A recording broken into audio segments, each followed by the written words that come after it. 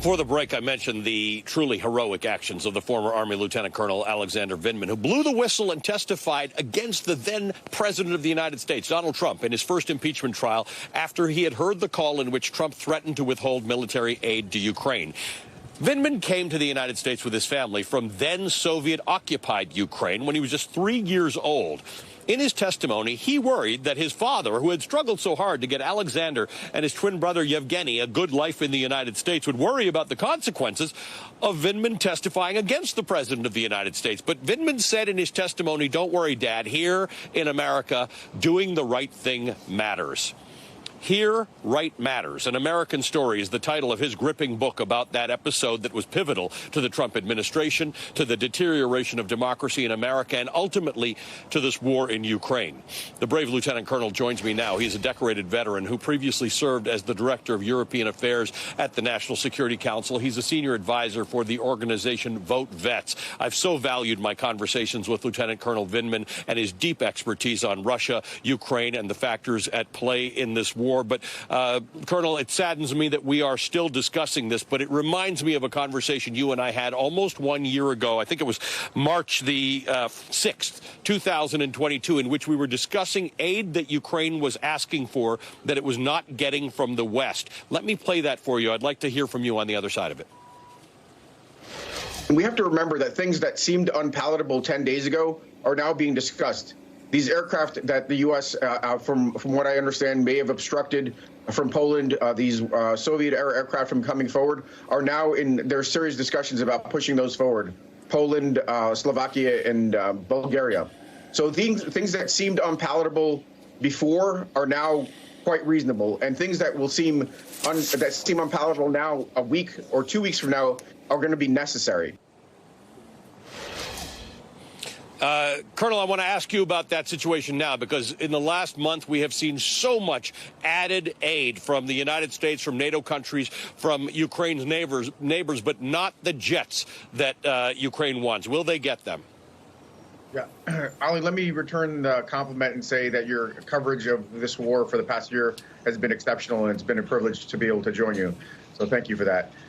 With regards to these jets, there still are kind of ongoing discussions. I think the problem here is it's a political game of sorts that the U.S. administration, as with so many things, tanks, armored vehicles, has put a lot of credibility and stake into saying no, and then having to justify those no's for a long time, eventually shifting policy as we did for tanks and armored vehicles. We're going to get there with planes, too. Probably going to be Polish MiG-29s. There are some discussions ongoing right now about finally transferring those MiG-29s a year into the war. These are probably somewhat upgraded variants compared to what the Ukrainians have, based on the fact that Poland has access to upgrades that Ukraine did not. But it's going to happen, and it's a precursor to Western aircraft also ultimately coming in. Let's talk about preparation, the ability for Ukrainian troops, Air Force, to use this weaponry and planes that they get from the West. Volodymyr Zelensky said at the U.S. Congress, we don't need your troops. We don't need people on the ground. We don't need your Navy pilots. We don't need your fighter pilots. We need your stuff. A year ago, there were concerns that the Ukrainian military was not up to this battle with the Russian military. Now we're seeing some estimates that say that 97% of the Russian military is in this country already, and they still haven't been able to win this war. Tell me about the underestimation of the Ukrainian military and the overestimation of the Russian military and where we stand now. It's really a consistent theme, frankly, that the Russians, there is still an overestimation of Russia's capability, this idea that they could mobilize hundreds of thousands of troops and still achieve some sort of military objectives, tactical, operational objectives.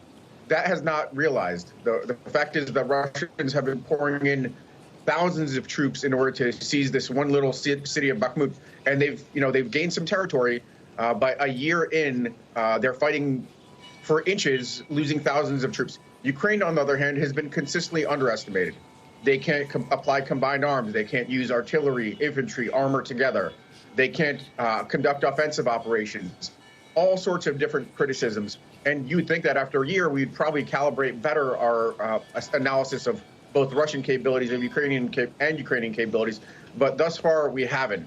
And that's just one of, probably a handful of critical shortfalls we've had. The other one is that our rhetoric often doesn't match our, the kind of support we offer. We have flowery rhetoric indicating that this is a geopolitical crisis that is essential for the U.S. to help Ukraine win. But at the same time, we are deeply reluctant about providing Ukraine support. The Biden administration gets a lot of credit for the things it does. But frankly, I'd like to focus on the things that it's fallen short on. Matching its rhetoric with the kind of support that Ukraine needs to win this war, not just for Ukraine, but for the U.S. and U.S. national security. Well, then we're going to watch very closely. President Biden arrives in the region on Monday. He will be delivering an important speech on Tuesday, and we'll see whether any of that changes. Colonel, may we not be talking about this in a year, or at least be talking about it as history. The retired Lieutenant Colonel Alexander Vindman is the former director of European Affairs at the National Security Council. He's the author of the important book, Here, Right Matters, An American Story. Straight ahead, more on the war in Ukraine as we